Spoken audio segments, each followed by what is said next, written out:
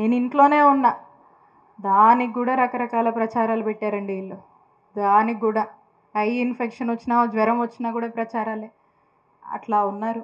అంటే ఎందుకో మరి అంత భయం వాళ్ళకి నేనంటే నాకు అర్థం కాదు. నేనన్నా భయం, ఈడ వైఎస్ఆర్ కాంగ్రెస్ పార్టీ సభ పెట్టుకుంటే భయం, ర్యాలీ పెట్టుకుంటే భయం, ఎంఆర్ఓ ఆఫీస్లో రిప్రజెంటేషన్ ఇస్తే భయం, రజనమ్మ బయటకు వచ్చినా భయం, కారులో ఈ నియోజకవర్గంలో తిరిగినా భయమే. అంత భయం ఎందుకో, అంత భయం ఎందుకో నాకు అర్థం కాదు. కానీ నేను చెప్తా ఉన్నా, ఇక్కడున్నటువంటి మా వాళ్ళంతా, వాళ్ళ ప్రేమే నా బలం, వాళ్ళ ప్రేమే నా బలం, వాళ్ళ ఆశీస్సులే నా ధైర్యం. తిరుగుతాను ఖచ్చితంగా, తిరుగుతాను ఖచ్చితంగా. మీరెన్ని కేసులు పెట్టినా ఏం చేసినా తిరుగుతాను ఖచ్చితంగా. నా నిజాయితీయే నా బలం అని చెప్తా ఉన్నాను ఈ ఎమ్మెల్యేకి. నువ్వు వాగినంత మాత్రాన ఈ జనానికి తెలియదు అనుకోకు.